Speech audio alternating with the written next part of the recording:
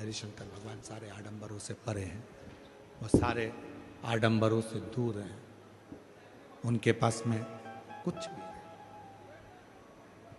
मस्तक पर गंगा है, हाथे में डमरू है, त्रिशूल है और तन पर भस्म रमी हुई है। पूरी भस्म अपने तन पर धारण करे,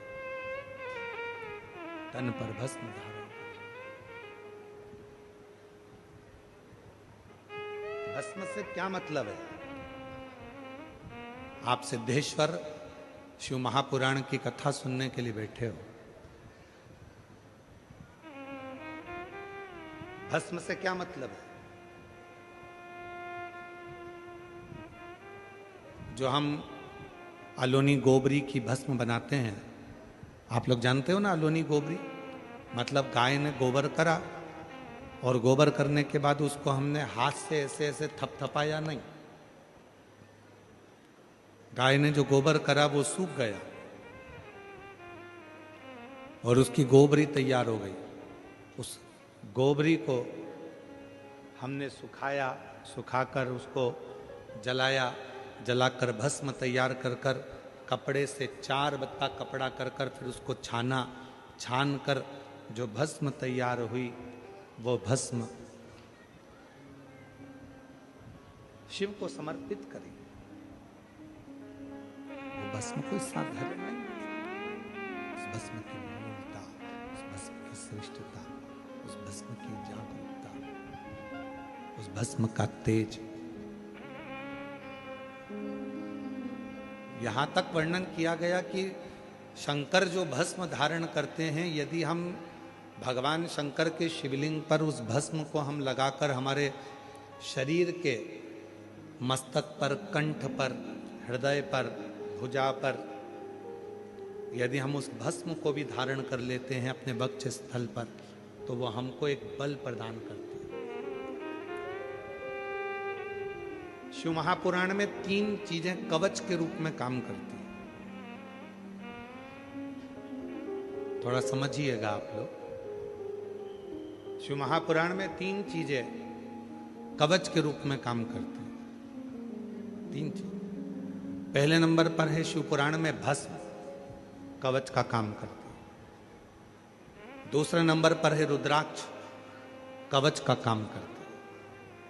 और तीसरे नंबर पर है भगवान शंकर पर चढ़ी हुई बेलपत्र या शिवजी पे चढ़ा हुआ जल हमारे शरीर में कवच का काम करता है।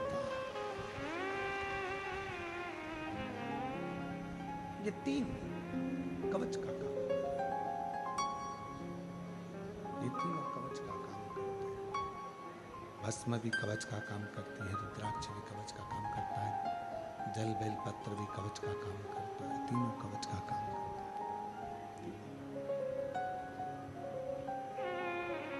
और हमारा निवेदन है आप सभी से, जितने भी शिव भक्त इस कथा को श्रवण कर रहे हैं, उन सब से हम निवेदन करें कि घर से निकलने से पहले आपके शरीर पर इन 3 कवच में से कोई एक कवच होना चाहिए।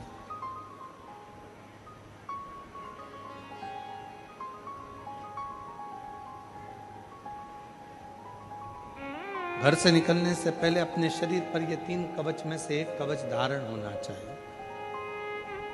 या तो हमारे गले में रुद्राक्ष हो, या हमारे तन पर कहीं पर भी भस्म लगी हो, या हम जब घर से निकलें तो एक बेलपत्र अपनी जेब में हो, या भगवान शंकर पे चढ़े हुए जल को हम पीकर आचमन कर कर या प्रोक्षण कर कर अपने घर से निकलें। अपने घर से ये 3 कवच है, ये 3 कवच है। और हमारा विश्वास कहता है, आप जितने भी कथा के मंडप में बैठे हुए हो, इतना तो भरोसा है कि आप जितने भी बैठे हो, आपके पास में इन 3 कवच में से एक कवच सबके पास है, और वो रुद्राक्ष रूपी कवच आपके पास है। और यदि रुद्राक्ष नहीं पहने हो तो भस्म अपने तन पर धारण करें, और भस्म धारण नहीं कर पाए तो तुमने शंकर जी पे चढ़ाए हुए जल को मस्तक पर लगाया, या प्रोक्षण किया, या आचमन किया। 3 कवच जो तुमने धारण करे।